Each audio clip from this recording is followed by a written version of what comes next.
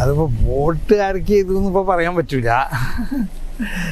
ഭരണ വിരുദ്ധ വികാരമോ അല്ലെങ്കിൽ ഭരണ തുടർച്ചയെന്നൊന്നും പറയാൻ പറ്റില്ല. ഇവിടെ നമ്മൾ ചെയ്യണമെന്ന് പറഞ്ഞാൽ ഇന്ത്യ രാജ്യത്തിൻ്റെ മതേതരത്വം, മതസൗഹാർദ്ദം, ഇവിടുത്തെ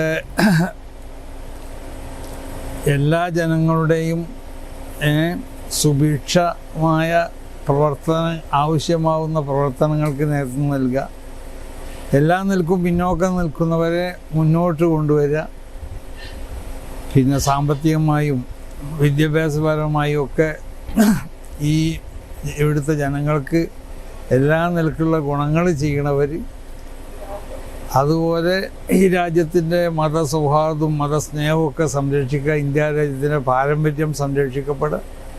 ആ നിലക്കുള്ള ആളുകൾ ആരാണോ അവർ ജയിക്കണം, അവർ ഭരണത്തിൽ വരണം, അധികാരത്തിൽ വരണം എന്നാണ് നമ്മളെ പ്രത്യാശ.